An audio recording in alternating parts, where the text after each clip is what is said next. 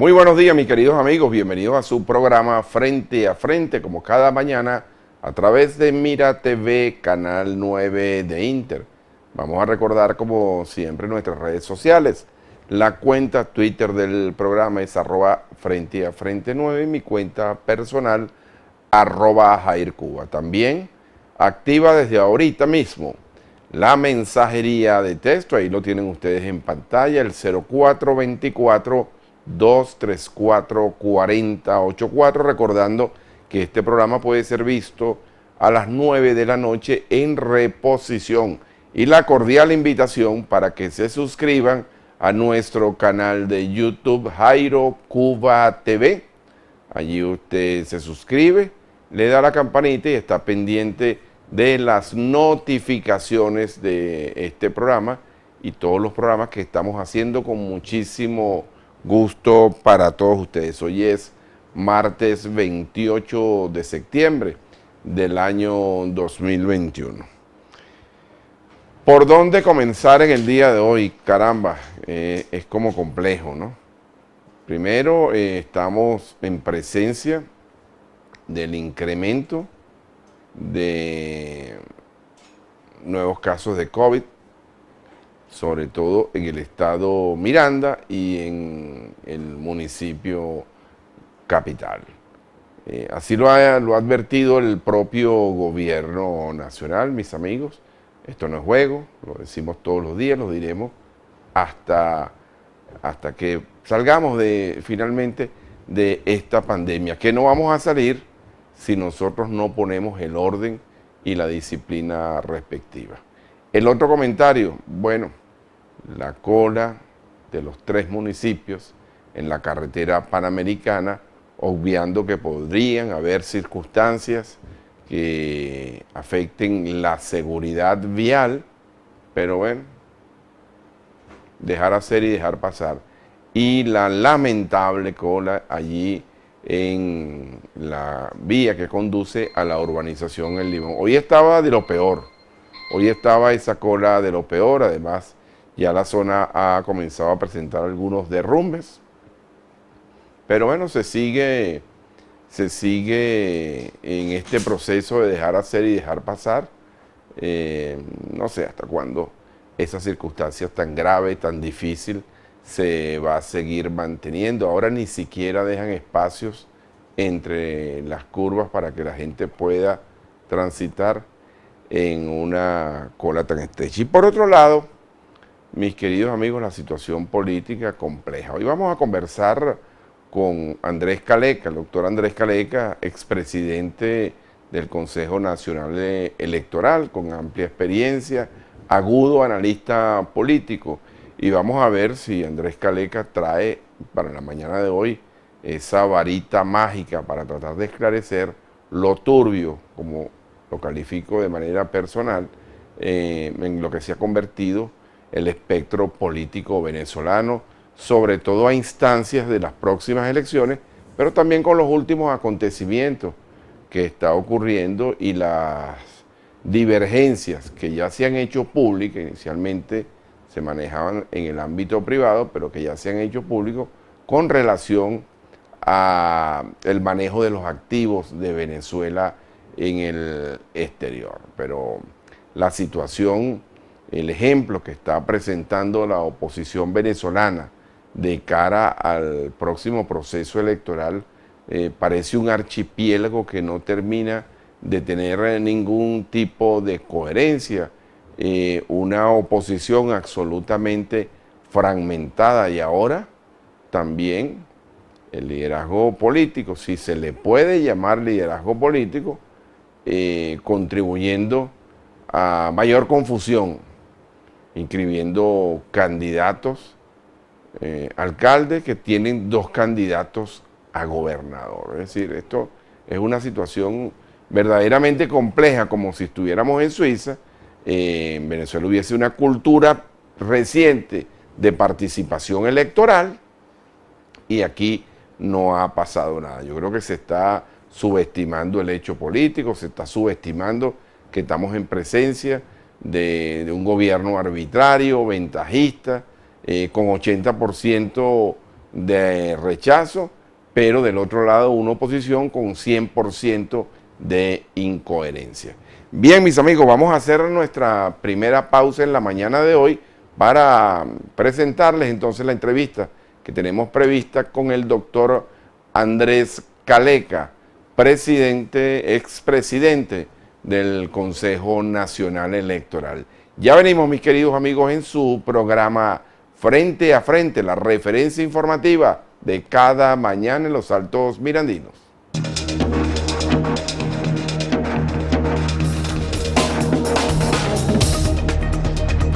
Ya estamos de regreso, mis queridos amigos, en su programa Frente a Frente, la referencia informativa de cada mañana en los Altos Mirandinos, y activa nuestra mensajería de texto, el 0424-234-4084. Y recuerden que esta noche, a partir de las 9, tendremos el programa en reposición y en las próximas horas disponible en nuestro canal de YouTube.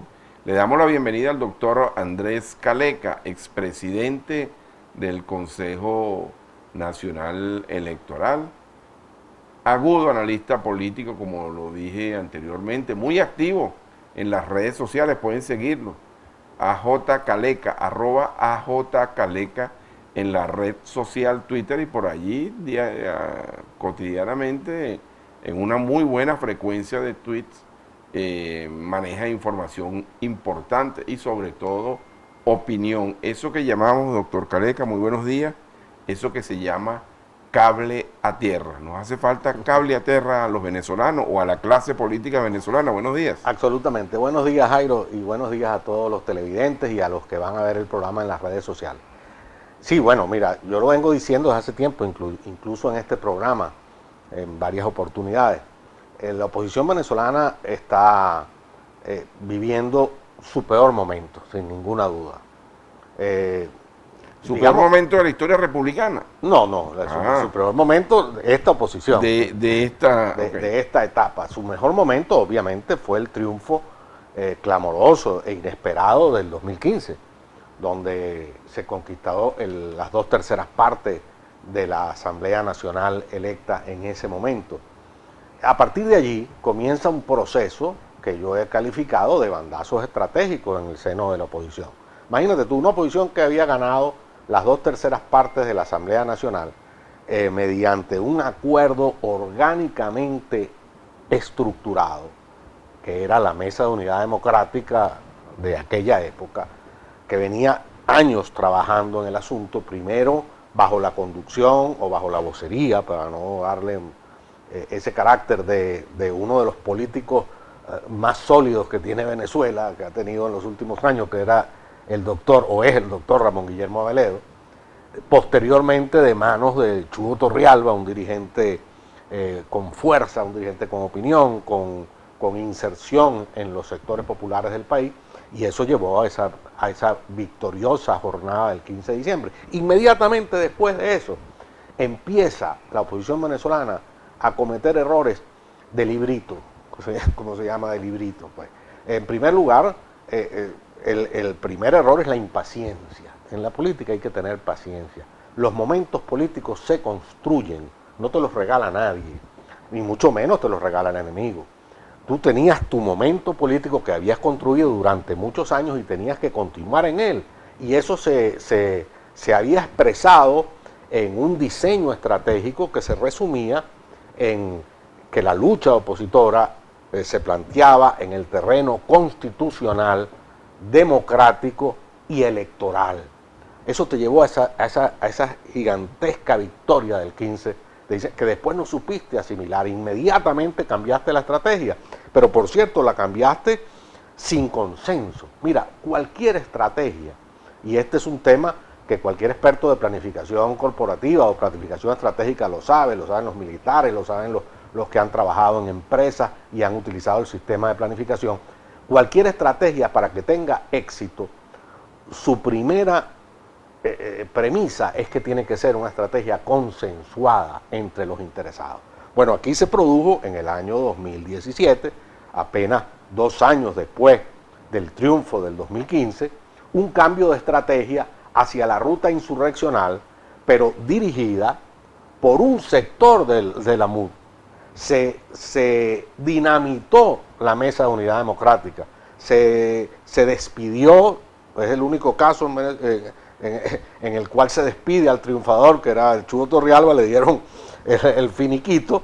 La Mesa de Unidad Democrática se rompió en 1000 pedazos y un sector de la Mesa de Unidad Democrática le impuso al resto una estrategia insurreccional no bien considerada, no consensuada, no organizada, es decir, una insurrección de la improvisación, subestimando al gobierno de Maduro, que ha sido uno de los grandes problemas que ha cometido la oposición durante mucho tiempo. El gobierno de Maduro, asesorado, como sabemos todos, por esa gran experiencia que han acumulado por más de 60 años el Partido Comunista Cubano, es un gobierno numantino, en el sentido de que está dispuesto a cualquier cosa con tal de no abandonar el poder. Y entonces vino esa feroz represión que nadie supuso que Maduro era capaz de dirigir, esa feroz represión del año 2017, que condujo al fracaso al final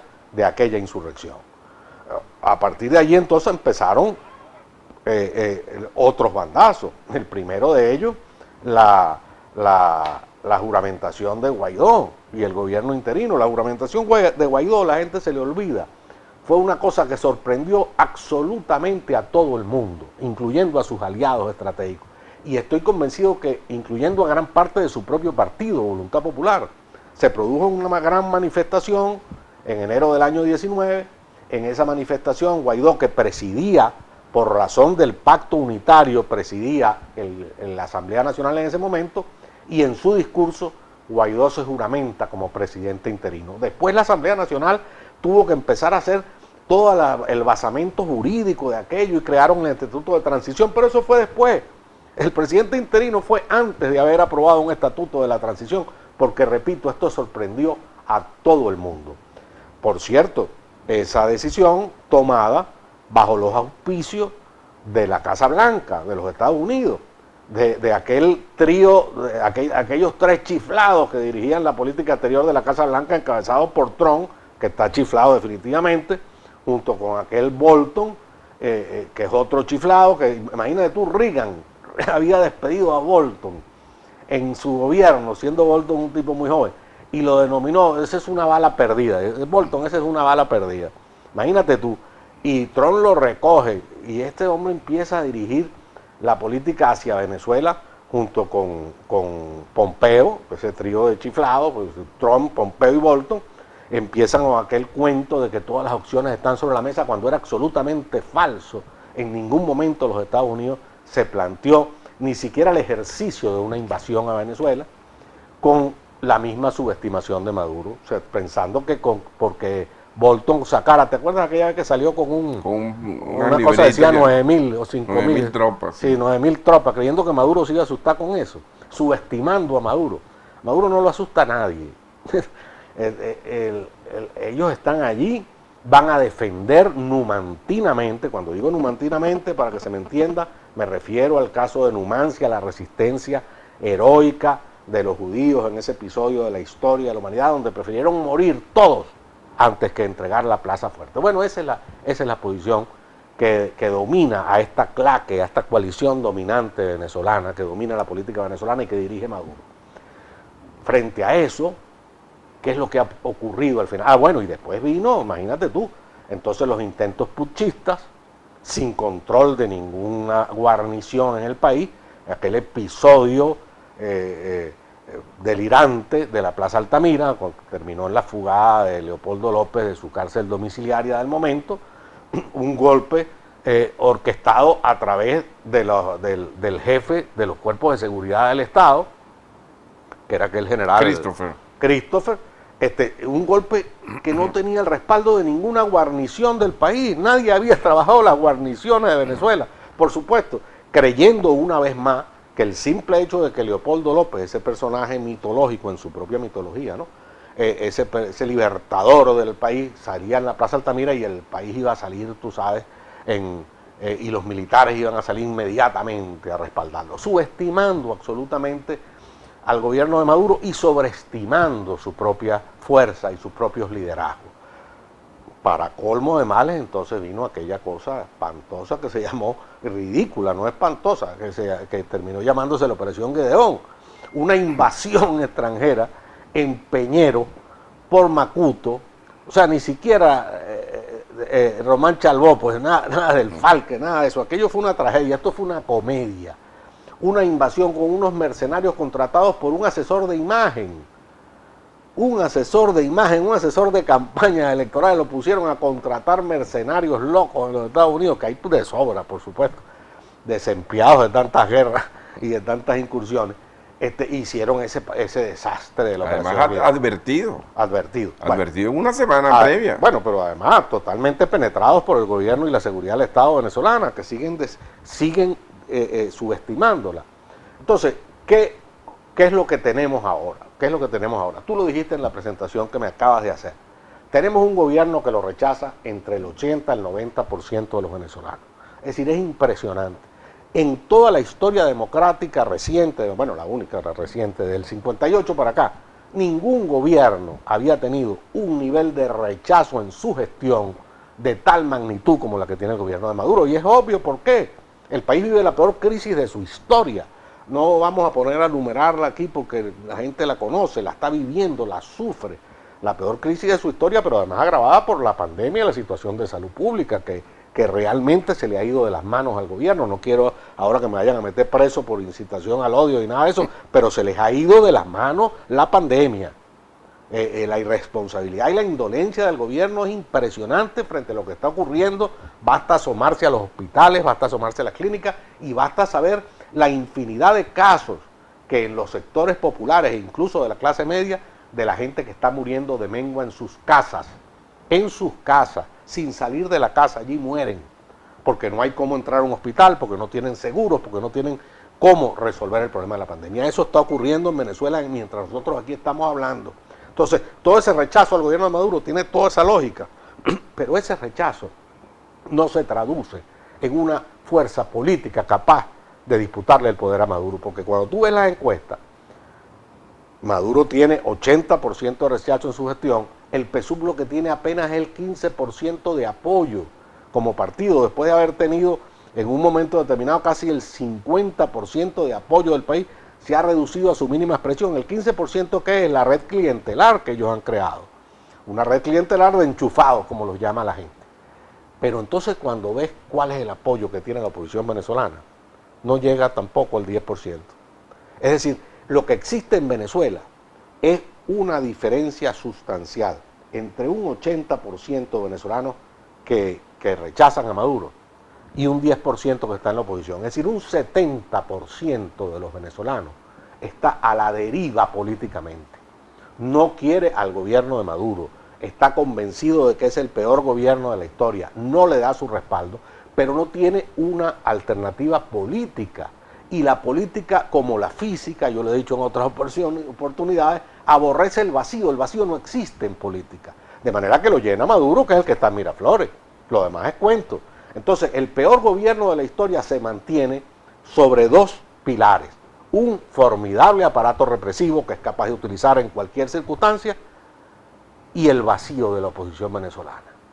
Se lanzó la oposición venezolana en un cambio de estrategia no consensuada, no discutida, no preparados para ella, que se resumió entonces en aquella tesis de cese de la usurpación, gobierno de transición, elecciones libres, y eso fracasó absolutamente. Y entonces ahora la oposición escondida, otra vez sin hablar con la gente, sin discutir, sin propagar el mensaje, sin hacer una autocrítica seria. Eso que la oposición le hace falta a lo que los cristianos llaman el sacramento de la confesión. Tienen que confesarse sus pecados ante el país para que el país los perdone. Les va a poner una penitencia, eso sí. Esperemos que sean 3 Padres Nuestros, una cosa de esa. Sí. Pero la penitencia tiene que pagar a la oposición y la está pagando porque no se quiere confesar, no quiere reconocer sus pecados y no quiere reconocer que su estrategia fracasó y que tiene que cambiarla. Y entonces ahora se va en trancas y barrancas para regresar a la estrategia electoral en un proceso que no es definitivo en Venezuela, en un proceso donde no está en juego el poder del Estado, sino los poderes municipales y regionales, muy importantes, por cierto, en una condición normal, de sociedad democrática normal, como tú lo señalabas, pero en estas condiciones, un gobierno autoritario, ese proceso tiene solamente una importancia, tendría solamente una importancia, la de reformular la estrategia profesora, la de plantearle cara electoralmente al gobierno para tratar de recuperar tu aparato opositor. Yo lo he dicho en otras ocasiones. Reordenar el juego. Reordenar el juego. Aquí a lo mejor no ganamos ninguna alcaldía, no lo sé. Nadie lo sabe. Y en medio de este descalabro opositor, estas divisiones que ahora estamos viendo, peor, nadie lo sabe qué va a pasar. Pero bueno, por lo menos tú logras reformular tu estrategia, utilizar las elecciones para reorganizarte políticamente y sobre todo era una oportunidad de oro para plantearle cara al gobierno con unos candidatos y un liderazgo distinto, porque una de las cosas que tiene esa mayoría venezolana que rechaza a Maduro es que es la mejor parte del país. La peor parte del país son esos enchufados que están en este gobierno, que es el peor gobierno de la historia, viviendo al gobierno y viviendo a Venezuela. La mejor parte del país está de este lado. Bueno, esa mejor parte del país tenía que contraponerse contra los candidatos chavistas que dan vergüenza a todos. Todos, es impresionante los candidatos chavistas. Bien, tengo que hacer un corte, excelente relato, porque bueno, de paso me ahorraste varias preguntas que tenía, porque ha sido un relato bien descriptivo de la situación política por la que hemos atravesado, sobre todo, Caleca, en un país donde predomina la memoria corta y mucha gente se le olvida, por ejemplo, el caso de Guaidó, el caso de la autopista ahí cerca de la Plaza Altamira, todas esas cosas parecieran que han pasado por debajo de la mesa muy rápidamente, pero son hechos graves que anteceden a una situación política más grave aún, porque pareciera que Venezuela está en el Titanic frente al iceberg y no pareciera haber una ruta clara de qué puede ocurrir el día 22 de noviembre, cuando va a empezar de nuevo otro proceso en medio de una mesa de diálogo y negociación, donde también quisiera oír algunos comentarios. Mis amigos, vamos a hacer un breve corte y al regreso continuaremos conversando con el expresidente del Consejo Nacional Electoral, Andrés Caleca. Ya venimos.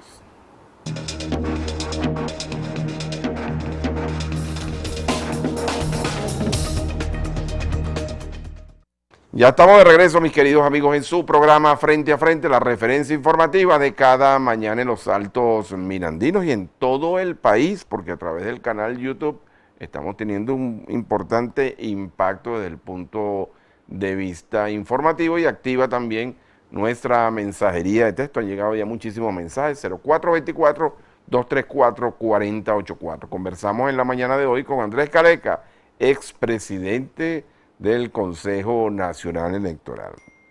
Frente a todo este relato, crudo, pero es un relato, es historia, y eso es historia. Eso me imagino que en 20, 25 años, bueno, quedará reflejado en los textos de historia contemporánea. Eso que tú acabas de decir, porque no hay ni imaginación ni exageración, eso fue lo que ocurrió. Así es. Eso fue lo que ocurrió. Y eso es lo que explica que la oposición no supere el 10% de apoyo, porque tú lo decías, la gente tiene memoria corta, pero cobra. Así es. Aquí estamos pagando esos errores estratégicos. Ahora que tenemos enfrente un proceso electoral inminente al cual estamos llegando tarde. Además, muy tarde. Es decir, el cambio de estrategia y regresar a la vía electoral tenía que haberse discutido inmediatamente después del fracaso de la otra estrategia. Nada, y no empujado, sino una posición razonada, discutida, convenciéndose a sí mismos y a los demás, sobre todo, del cambio de estrategia. Bueno, ahora tenemos esto. Y veamos el caso de Miranda, porque estamos aquí, hay que decirlo, estamos en Los Teques, ¿no? Esta emisora está en Los Teques, estamos en el municipio Carrizal, incluso, en este momento, ¿no? Entonces, bueno, nos está viendo mucha gente de Miranda. ¿Qué tenemos en Miranda, entonces?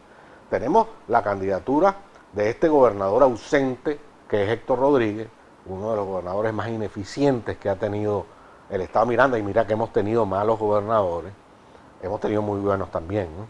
Pero hemos tenido muy malos gobernadores. Este yo creo que es el peor, por lo menos de la etapa democrática, creo que se compara, si acaso, con don Julio Aspurba, que fue gobernador cuando Pérez Jiménez, y que se ocupaba era de sus caballos, ahorita no venía para los teques jamás. Bueno, un poco así es este señor Héctor Rodríguez, un joven que lucía dentro del chavismo como una figura, y le alcanzó el principio de Peter, no pudo con esta gobernación, mucho menos podrá con el país. Bueno, y frente a eso que tenemos, entonces, dos candidatos disputándose el vaso medio vacío de ese 10% que tiene la oposición. Ocariz por un lado y Uzcategui repartiendo los sartán por ahí como un loco por todo el estado, y no son capaces de darse cuenta de que esa división opositora, esas dos candidaturas reaccionando, le va a regalar el estado de nuevo al señor Héctor Rodríguez, como está pasando con todo el país, regalarle al gobierno de Maduro su permanencia en el poder gracias a nuestra debilidad. ¿Qué está planteado en este momento en Venezuela? ¿Qué sugiero yo en este momento? Señores, retiren esas dos candidaturas, busquen un venezolano de excepción, que los hay de sobra en el estado Miranda, y lancen una candidatura unitaria que por lo menos demuestre que del lado opositor venezolano hay venezolanos dignos, honorables, capaces, con nombre, con prestigio, para movilizar, motivar, confrontar, no frente a nosotros, frente a esa minoría del 10% que somos hoy, sino ante ese 70% de venezolanos que no está con Maduro ni con nosotros. A eso es lo que hay que llegarles, con una candidatura distinta. Hay otros casos, el caso del Zulia, donde Manuel Rosales, que es un dirigente natural de allí, tiene el 70% de las encuestas y muy posible ganará sobrado si no le hacen un fraude descomunal en el estado de Zulia. Ese no es el caso de Miranda ni de muchos otros estados del país. El caso de Lara, ¿qué información tienes de Lara? Muy poca, pero bueno, ahí hay una candidatura. Pareciera que hay un liderazgo consolidado de Falcón, pero se han lanzado otras candidaturas. Pero en el caso de Miranda, que es el que nos ocupa en este momento, en esta emisora, en este programa de hoy, señores, ninguno de esos dos candidatos podrá hacerle frente a Héctor Rodríguez, y divididos menos. Vamos a pensar seriamente, todavía hay tiempo desde el punto de vista técnico en el Consejo Electoral, en una candidatura opositora, aquí en Guárico, en Maracay. Imagínate tú el candidato que han lanzado en Maracay, este señor Martínez, que era adeco de Maturín. Primero, nunca en su vida ha vivido en Maracay, no sabe lo que pasa, y su oferta, lo leí yo, lo leí con estos ojos, que se harán de comer los gusanos. La oferta fue el efecto Singapur para Maracay. ¿Qué le podrá decir eso a la población del estado de Aragua?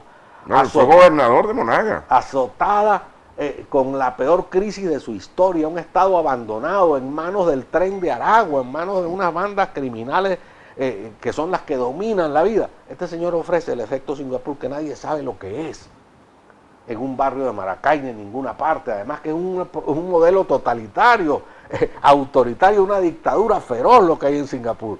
Bueno, entonces nosotros somos la alternativa democrática y ese es nuestro mensaje.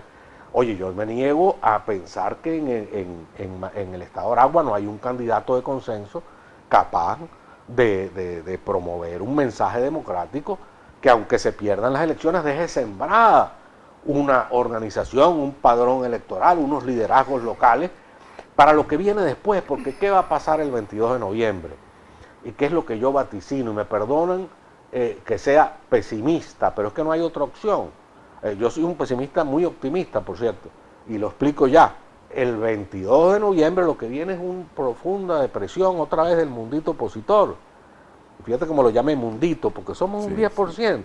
Una profunda depresión, porque no se alcanzaron lo que se creía, porque no se pudo derrotar al madurismo, porque no se logró vender el mensaje, pero si es que nadie ni siquiera han consensuado un mensaje. Y esto en el marco de esa mesa de diálogo y negociación, yo creo, y corrígeme si estoy equivocado, yo creo que eso va a tener un efecto también negativo, porque perfectamente el gobierno va a decir, bueno, a los mediadores, nosotros le pusimos las condiciones, le pusimos 2 rectores, le llamamos, habilitamos una tarjeta y llegaron segundo otra vez. No, por supuesto, pero además el tema no es que llegues de segundo, que es posible que lo llegue, el tema es que sea una debacle. Exacto. Que llegues de segundo, pero en el sótano, ¿no? Exacto. Eso es lo grave. Fuera de carrera, pues.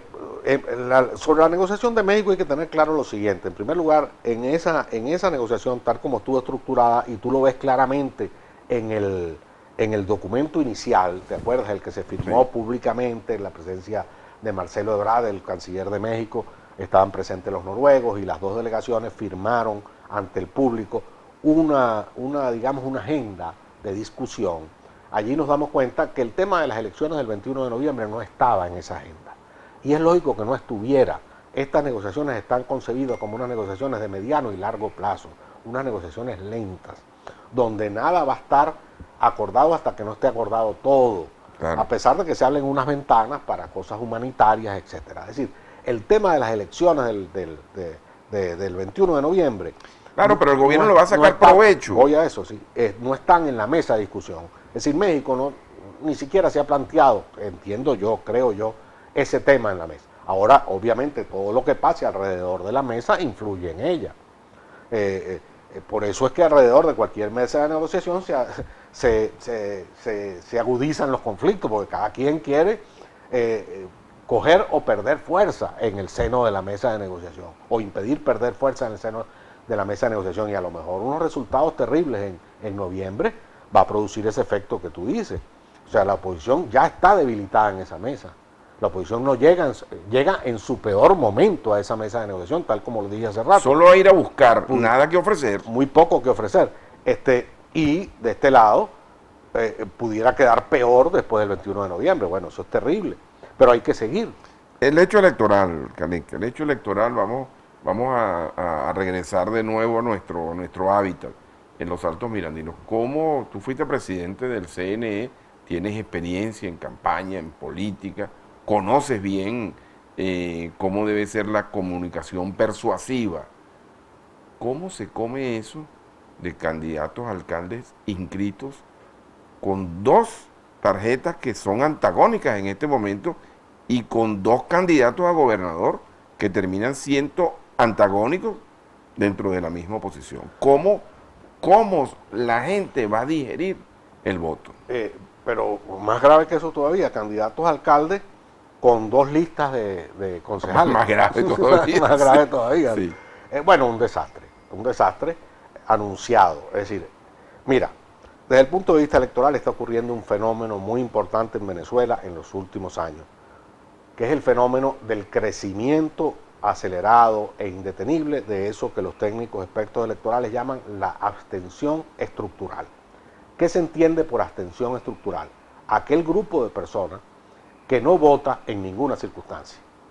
En los países desarrollados, donde la situación económica, política, social está más o menos estable, sobre todo después del boom de los años 50, etcétera, eso se fue consolidando, y países como Estados Unidos la gente vota la mitad del padrón electoral, la mitad del padrón electoral no vota, salvo que haya una situación como esta de Trump, ese loco en la Casa Blanca que polarizó el país y tal y qué sé yo, y entonces subieron a 53%.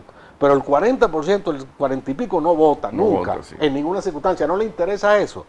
Le están más interesados en el récord que lleva Migdi Cabrera en este momento que en el tema de la Casa Blanca y todo eso. En Venezuela eso no ocurría.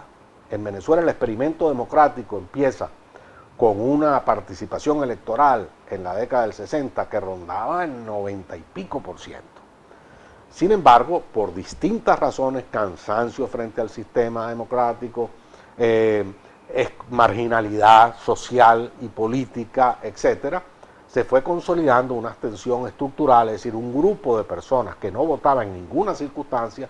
Así el candidato fuera Carlos Andrés Pérez, que era el candidato más rutilante que ha tenido Venezuela hasta ese momento, incluyendo la elección de Chávez, aproximadamente un 20% de venezolanos, para el momento en que yo era presidente del Consejo Electoral, no votaban en ninguna circunstancia. Ni siquiera estaban inscritos en el registro electoral.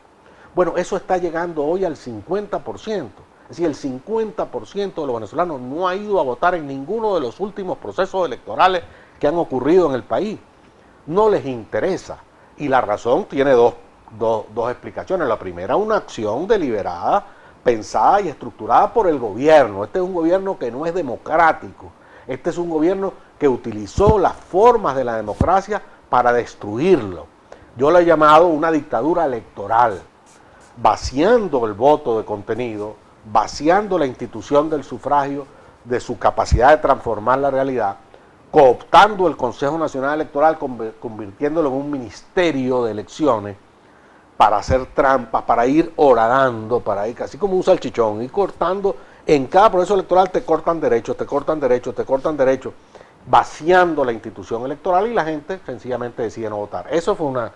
Pero por otro lado, el cambio de estrategia de la oposición al mismo tiempo entonces abandona el espacio electoral. ¿Qué tenemos ahora? Un 50% de venezolanos, en el mejor de los casos, que dice que no va a votar en el 21 de noviembre. Esa rebeldía es peor que la motivación de un grupo como la hubo abstenerse. Para mí eso me parece que es peor. Eso es peor, pues eso es anomia, eso es que no me interesa. No me interesa el tema electoral. Ahora, si a eso le agrega estas divisiones opositoras y todo este enredo que tú mismo has descrito, para el otro 50% que dice que va a votar, van a terminar no votando. Ya cuando tú ves las encuestas de los últimos días, las mediciones de los últimos días, está otra vez bajando. Bajando de nuevo. Yo estuve viendo los números. El espíritu de participación electoral, porque el espectáculo es risible. El espectáculo es risible, ver a Ocarí y a Uzcategui, en el caso de Miranda, disputándose un vaso vacío. Cuando tú debieras estar unido en un mensaje común, en una candidatura común y preparando tu padrón electoral. ¿Quién está preparando el padrón electoral? ¿Cuántas mesas hay en el estado Miranda? Ese detalle se me fue en este momento, no lo recuerdo. Ponte tú que en el estado Miranda hayan, de las 30.000 mesas del país, en el estado Miranda hayan 3.000. Bueno, señores, esos son 3.000 testigos con sus suplentes, claro, con sus respectivos suplentes. De por lo menos 10.000 personas. Estamos hablando por lo menos de 10.000 personas organizadas, preparadas, insobornables, porque el chavismo, una de las cosas que hace en su trapacería, porque eso es lo que son, una banda de trapaceros, es llegar comprando a los miembros de mesa, con plata contante y sonante. Así es. Y ahorita con divisa. Y con divisa, ¿entiendes? Como dice por ahí Padillita. ¿Quién está organizando las excusas ahora son en efectivo. Sí. ¿Cuál es el mensaje? Porque bueno, ok, Ocarí es un candidato y Uzcategui es otro candidato. ¿Para qué, por cierto? ¿Candidatos para qué? Yo no he oído ninguna propuesta de Ocarí ni de Uzcategui que motive al electorado para salir a votar por él. Sencillamente quiere ser candidato por ser candidato. ¿Tú crees que porque estás contra Maduro, ese 80% que está contra Maduro va a votar por ti? No. Bien, tengo que hacer un corte, tengo que hacer un corte. Al regreso le vamos a dar paso a la mensajería de texto. Vamos a ver si podemos aprovechar el tiempo. Me gustaría conocer tu opinión con relación al manejo de los activos, el tema de monómero. Ahora también Primera Justicia bajándose del autobús, marcando distancia, en pleno proceso electoral, ¿no? Con una mesa de diálogo. Todo incide, ¿vale? A mi manera de ver las cosas, todo incide en la mesa de diálogo, porque así como el gobierno está tratando de incorporar a esa mesa a un comerciante colombiano, y la indiferencia fue la peor medicina, también les van a tratar de sacar provecho a otro tipo de circunstancias. Esto lo vamos a conversar, mis queridos amigos, al regreso de esta pausa. Ya venimos.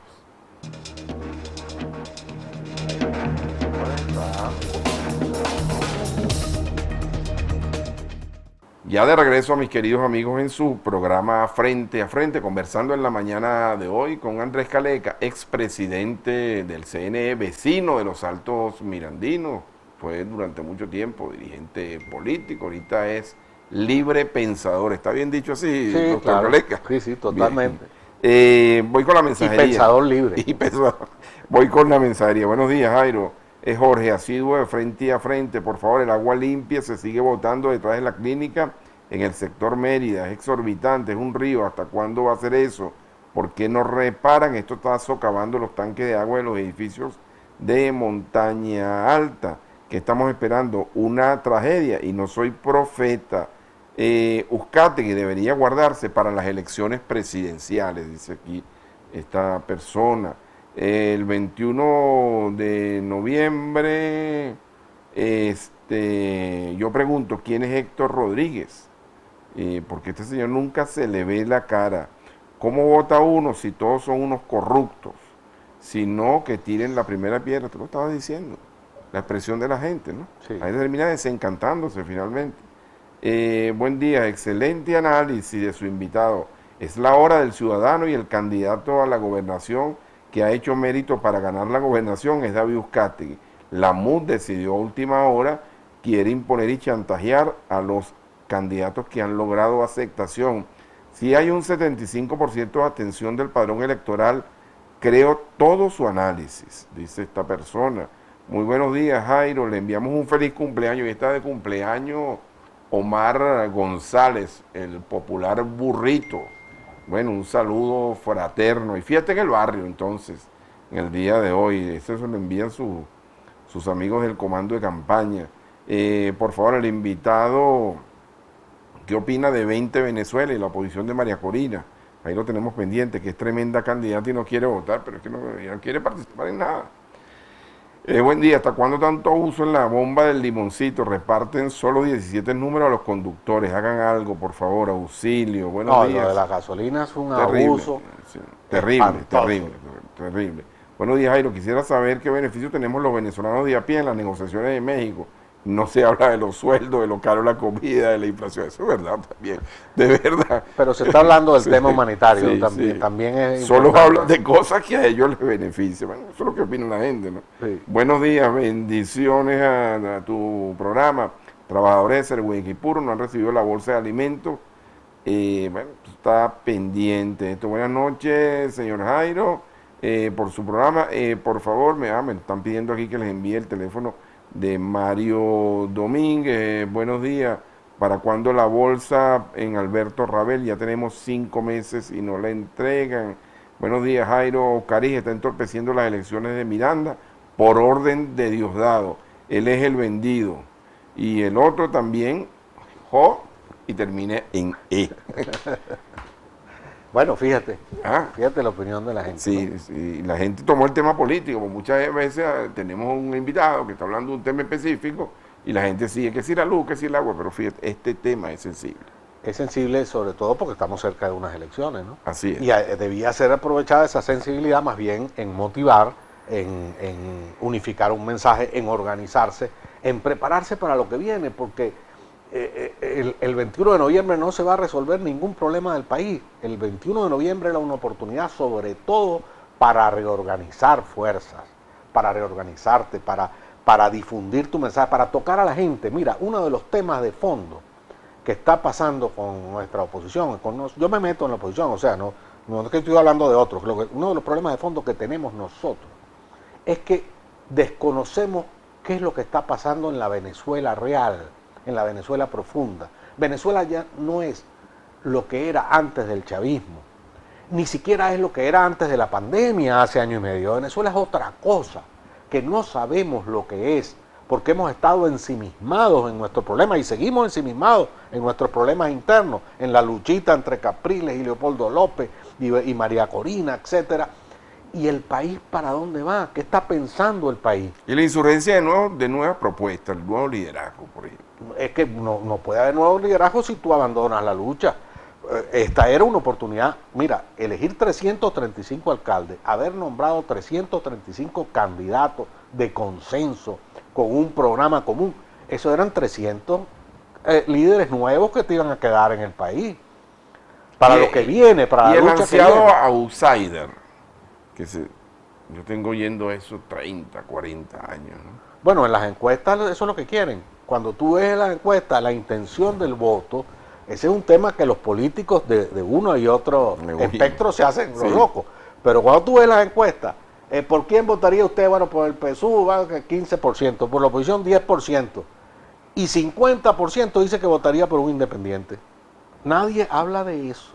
Nadie habla de eso hasta que salga un loco, como salió Chávez en su momento, ¿entiendes? Fujimori. Fujimori, una cosa es si se coja esto, a lo mejor para peor incluso que Maduro, uno no sabe, porque no quieres leer la realidad, no la conoces. Y la única manera de conocerla, por supuesto, es estudiando, hay técnicas, hay muchos estudios, la Universidad Católica, Fede Cámaras, los gremios, esa gente tiene muchos estudios importantes, todos, pero no convertirás ese conocimiento en un conocimiento que sea políticamente útil para derrocar a Maduro si no tocas a la gente real, si no te metes en los barrios, si no te metes en las organizaciones a hablar realmente con la gente, qué es lo que está sintiendo la gente de verdad, qué es lo que está padeciendo de verdad, no lo que dice una encuesta, una cifra dura. Tú tienes que ir a tocar a la gente, llevarle tu mensaje y aprender del mensaje que te vas a recibir de la gente. Si tenemos 5 años que no vamos a elecciones, ¿cómo vamos a saberlo? Tú fuiste presidente de Ferrominera del Orinoco también. Sí. Con las empresas básicas, tienes información y tienes experiencia en esto. El tema del manejo de los activos y toda esta situación ahora generada con monómero, y ahora parece que Primero Justicia se está como lavando las manos del tema del manejo de los activos, de algunos activos. Esto es delicado, porque además monómero corre el riesgo de pasar a una situación de insolvencia, incluso. Bueno, en estos días leía, yo realmente el tema no lo manejo muy bien, pero he leído noticias como que el Estado colombiano o el gobierno colombiano intervino Manómero. Después leí una noticia que Manómero estaba declarándose en quiebra. Después vino la noticia esta, el comunicado de ayer de Primero Justicia, que por cierto no es nuevo. Primero Justicia viene hablando de esto, o amenazando, o señalando. Sí, pero ya decidió lavar los trapos fuera de casa. Esta irregularidad lo viene señalando desde hace tiempo. Incluso yo le he oído varias declaraciones a Borges en ese sentido, y que Voluntad Popular no les hace caso, y que Guaidó no les hace caso, y que el manejo de los recursos. Y el gobierno, como siempre, claro, ¿entiendes? Sembrando cizaña, aprovechando todas estas debilidades de la oposición, etcétera. Yo no sé exactamente cuál es la situación de Manómero, pero realmente es un contrasentido que una empresa de esta naturaleza, y eso puede estar pasando o puede pasar más adelante con Citgo, que es más grave todavía que Manómero. Manómero total es una empresita, pero Citgo es un gigante. Imagínate que esto pase también con Citgo. Bueno, aquí hay que buscar una fórmula para manejar eso. Y posiblemente eso sea uno de los temas que se esté discutiendo en México, ¿no? Por lo que yo sé, eso es uno de los puntos. La recuperación de activos. La recuperación de activos y cómo va a ser. En el mundo han ocurrido cosas similares y se han creado instancias de común acuerdo, arbitrales y también gerenciales, que gerencian por ti, ¿entiendes? De común acuerdo las dos partes. Porque aquí el problema que tenemos es que lo lógico es que los activos los maneja el gobierno venezolano, pero resulta que el gobierno venezolano se roba todo. El gobierno venezolano es la banda de ladrones más grande que haya conocido la historia de Venezuela. En estos días decía yo un Twitter que causó mucho impacto en ciertos sectores, por supuesto, no en todos, que decía, hasta hace poco Antonio Guzmán Blanco encabezaba la lista de los corruptos más grandes de la historia de Venezuela. Hasta que llegó esta gente, ahora debe estar en el puesto 1500 más o menos. Porque esta manada de ladrones, esto no tiene nombre, se roban todo, se roban hasta las bolsas CLAP, te roban para echar gasolina, lo que decía ahí un vecino, para tú echar gasolina tienes que ir pagando peaje, te roban en las alcabalas, te roban en el señal, te roban en todas partes. Entonces imagínate que tú le entregues a esta gente así sin más, bueno mira, se le devuelve al gobierno venezolano todos los activos, se los roban en 3 meses. En 3 meses se desaparece. Claro, tiene que haber un arbitraje allí. Bueno, entonces eso hay que discutirlo seriamente. En todo caso, este tema de Manómero, que es lo que te preocupa a ti y a mí, en este momento es fatal también para el tema electoral. Mira, sin ser agorero, políticamente después del 21 hay un 22, obviamente, el 22 de noviembre. La clase política, ¿cómo la visualizas tú? Esos liderazgos, la ambición de Leopoldo López, la ambición de Capriles, hay grupos de independientes que tratan de influenciar en la opinión pública, está María Corina, es decir, ¿qué se va a recoger de estas cenizas? Porque las cenizas casi que son intangibles. Posiblemente también, ¿no? muy poco. Aquí lo que va a pasar si la oposición venezolana, y pareciera que no está en disposición de hacerlo, si la oposición venezolana nos produce en su seno una profunda discusión, una profunda autocrítica, una profunda revisión de sus errores, Mira, una mesa de la oposición es más importante que la de México, y no hay manera de sentarlos. Hay unos tipos que ni se hablan, entre ellos, o sea, se dejaron de hablar, es una cosa infantil. como cuando uno estaba en el Liceo Miranda, ¿entiendes? Y que tenía una plancha y yo peleaba con Pajé y con Luis Fernando Pérez Colombo, y ahora nos queremos todos y somos amigos, amiguísimos, pero en esa época peleábamos, porque teníamos 15 años. Pero estos tipos tienen 60 años ya, o tenemos 60 años ya, y vamos a seguir con la misma estupidez. Bueno, si esa oposición, si nosotros no somos capaces, repito, me meto, de reformularnos profundamente, vamos a ser barridos, surgirán otros liderazgos. No, y eso es lo que va a pasar el año que viene. Y esto pasa también porque los mismos partidos judicializados comiencen a ponerse de acuerdo internamente. Es posible, sí. Eso pasa por allí. Pero en todo caso surgirán nuevos liderazgos que van a barrer todo esto, incluyendo a Maduro. Van a barrer a Maduro, al chavismo y a lo que se conoce hoy como oposición venezolana, porque va a surgir. Va a surgir, mira, cuando en los peores momentos de la dictadura fascista en Italia, en plena guerra, etcétera, bueno, surgieron nuevos liderazgos. En Alemania surgieron nuevos liderazgos, en las peores circunstancias. En la dictadura de Pinochet surgieron nuevos liderazgos. Y eso es lo que va a pasar aquí. Surgirán nuevos liderazgos. El problema de fondo es que ese proceso, si tú no lo induces, puede tardarnos 20 años más y el país, oye, vale, nosotros no podemos por nuestra inacción. Entonces, yo lo he dicho públicamente, se lo dije a un grupo de amigos que nos reunimos en agosto en Caracas, vinieron de todo el país. Y nosotros no podemos ser indiferentes a lo que está ocurriendo en Venezuela. Nosotros tenemos que actuar y no podemos esperar que las cosas nos caigan de Maduro. No de Maduro gobierno, sino de Maduro de la Mata. Sí. Porque de Maduro gobierno tampoco nos va a caer. Bueno, y nosotros tenemos que actuar. Yo creo que a partir del año que viene, un grupo de venezolanos tenemos que provocar una profunda reflexión en el seno del país, el país opositor, con el objetivo de lograr generar un mensaje, una estrategia política que sea capaz de transformar esa mayoría que rechaza a Maduro que está allí, sí, en una mayoría política capaz de derrotarlo. Porque mientras esa mayoría política, mayoría ciudadana que está allí padeciendo la crisis, padeciendo la indolencia y el despilfarro y el robo de este gobierno, no tenga una orientación política, el gobierno se y eso no se puede canalizar a través del referéndum revocatorio. Pudiera ser, pero eso hay que pensarlo muy bien, porque pudiera conducir a otra derrota adicional. Lo cierto es que necesitas, y a lo mejor después del 22 de noviembre es el momento propicio, para sentarte a pensar, a discutir.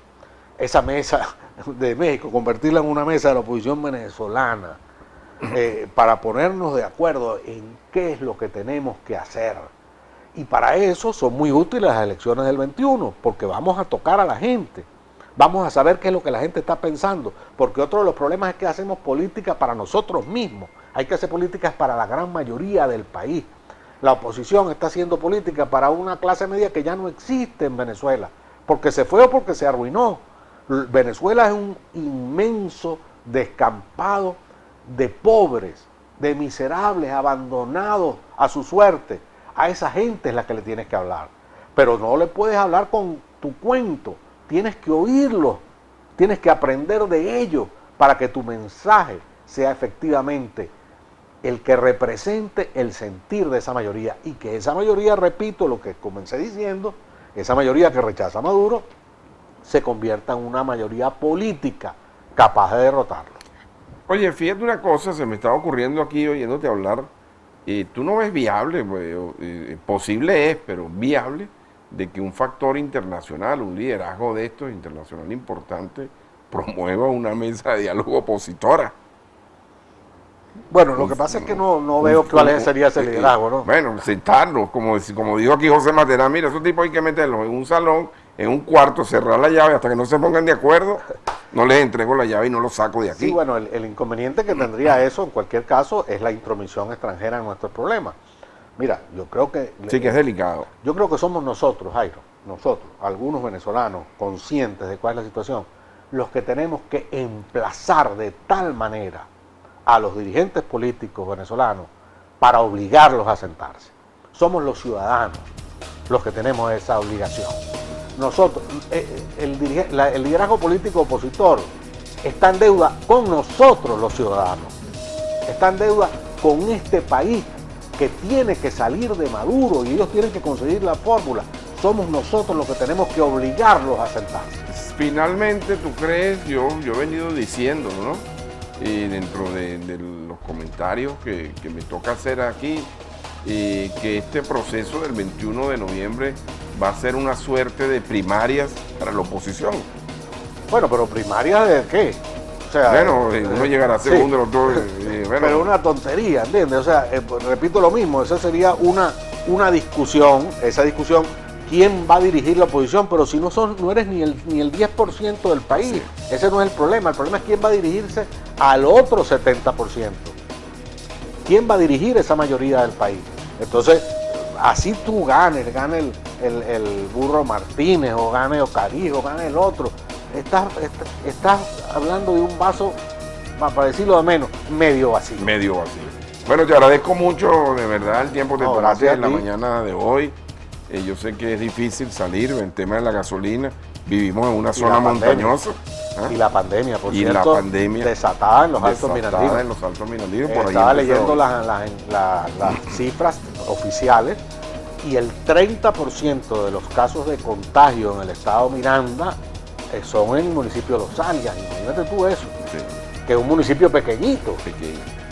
Sí, cuando el gobierno habla de 1.400 casos, ¿cuánto hay que ponerle por encima? Bueno, el John Hopkins, la Universidad John Hopkins, que lleva las estadísticas mundiales y lleva sus cálculos, habla de 15.000 casos en Venezuela. Sí, más o menos por ahí. Sí. Yo cargo mi doble mascarilla por si acaso. Sí, aquí también, y tenemos doble mascarilla, tenemos el aparatico. Y estoy vacunado. De paso. Gracias a ti, por cierto. Bueno, no, gracias a Álvaro, no. Pero eso funciona bien. Afortunadamente, sí. Eso funciona bien, hay que decirlo, y lo hemos venido diciendo. Mis amigos, hemos llegado al final de su programa Frente a Frente. Recuerden que este programa pueden verlo esta noche, estuvo muy bueno. Y a partir de mañana disponible en nuestro canal de YouTube. Yo los espero mañana en un nuevo Frente a Frente entre ustedes y nosotros, mañana a las 7.